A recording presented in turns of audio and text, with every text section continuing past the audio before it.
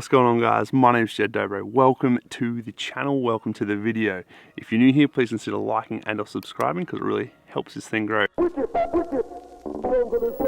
My music suggestion of the day is the Ghost Inside's newest album. Came out the other day. Super sick, super good to have them back making music. Anyway, today we're talking about focal length. So I actually work in a camera store when I'm not doing this or anything else. I get a lot of beginners coming in or people who haven't, done photography for a long time and they're just getting back into it. They want to buy their first camera or whatever it might be. They don't know what lenses to get and they don't know what they can achieve by using certain lenses. So I thought today would be a really cool opportunity to show you guys what you can achieve with different focal lengths and how that affects your photo. How when you're zoomed out more, it compresses the back. So I thought today I've got Rosie, we're out in the hills, this pretty cool location. So I thought, how about let's go through all the major prime length, anywhere from 16 all the way to 600, and shoot with Rosie's face at the exact same place in the middle of the frame and show just how different focal lengths affect the way the face looks, the way the background kind of pulls around, and why, the most popular portrait lengths are the most popular natural portrait lengths. So your 35, your 50, your 85, your 135.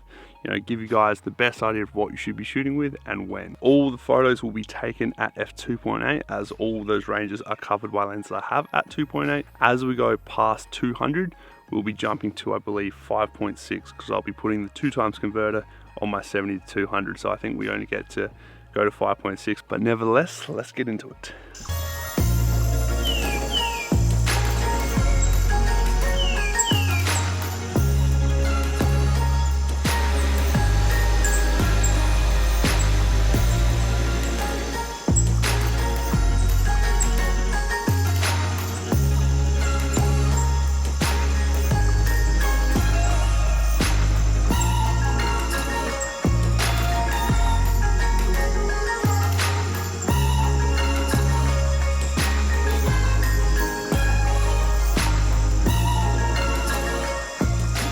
So what I'm going to do is keep Rosie's face in the exact same frame at all the different focal lengths, and on that camera over there you'll see just how far away we are and the different angles that you need to get the different shots. So we're going to be aiming for about that.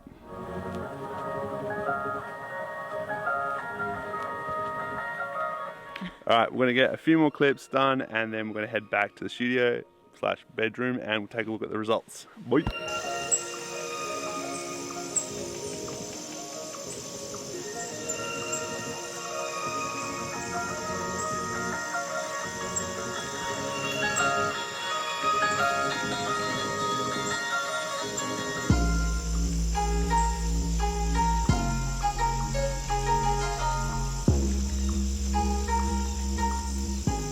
Alrighty, so we're back in the lair. Let's have a quick look at the photos we came out with, starting from 16, working our way to 600. Boom.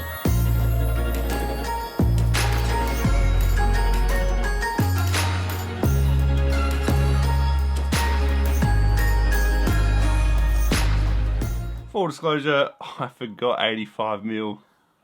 What an idiot. So one thing I want to point out straight away, have a look at the background as we go from wide through the telephoto. Everything is still behind her, but it's the way the lens interprets the light coming through the barrel and it distorts the background. It has this compression effect. So you have a look at 600 and you've got Rosie as a subject and the background is quite blurry. Keep in mind that was shot at 5.6, so it's not really a fast aperture at all. But because of the telephoto of it, it's distorted that background and isolated our subject. Whereas if we go to wide at 16, because we're fitting everything in, it's not so blurry. So you need to keep that in mind when choosing a portrait focal length or just any focal length. So if you've got a 24 to 105, which is traditionally an f4, and that's your one and done travel lens, you don't want to take anything else with you, but you still want to shoot portraiture, get a little bit creative. Stand further away from your subject and zoom out more and you'll still be able to get a bit of that depth of field. One thing to keep in mind with bokeh or blurry backgrounds or whatever you want to call it, the further you have your subject away from that background, the blurrier that background is going to be because there's more separation. So that's one thing to keep in mind. If you are shooting portraits, let's say with 24-105 at f4, zoom out to 105 and get them to walk a little bit closer. That might mean you need to go back a little bit, but it's going to be a nicer picture and more isolated. Now, as far as accurate recreation of something or natural portraiture or something like that, have a look at when we go from wide to telephoto, what actually happens to Rosie's face. First of all, when we start wide, she's got that real like elongated like alien face. That's because the lens is, that's nothing on Rosie. She's beautiful. She's my fiance. But when you have that real wide lens, the way the lens distorts the light coming in to fit all that stuff in, it's going to pull things around. So she's naturally going to look a lot wider. And that's the same, if I take this out wider and I come right up to it, I look like that. It's not her, obviously. It's just a natural thing that happens with a wider lens. So that's one thing to keep in mind. You don't want to shoot too wide, and if you are shooting wide, you need to get the right perspectives and maybe like give them kind of like a power sensor shooting up from, you know, below and kind of giving them that real power. So we've noticed that she's got that kind of alien kind of face in a 16mm. Now as we go forward, watch her cheeks, her chin and her forehead. Everything starts to come around and kind of close in. It looks like she's a lot thicker. Thick? Thickety thick. She's not actually chubby and she's not actually thick. It's just the way the lens is interpreting it. So some lenses are a lot more flattering than other ones. This is just a consequence of photography. Unfortunately, every lens, every camera, there's pros and cons to it. Some are great for portraiture and not great for wildlife. Or some are great for do-it-all everyday thing, but they can't quite get you enough low light performance, or they can't quite get you enough zoom, or whatever it might be. Everything has pros and cons. So if you're going to buy a lens for a specific purpose, make sure you do a little bit of research so you make sure you get the right one. So if you want to paint your subjects in the best light, you do need to choose the best lens for the job. Now also have a look at her ponytail. On the 16mm shot, you can't actually see it because we're so close. It's kind of hidden behind her a little bit. But as we go out, have a look at it. It's not actually moving, but it's the way the lens is interpreting it and the way the glass formations work that it makes it really come out from the side of her a bit more. Once again, something to keep in mind when choosing the lens.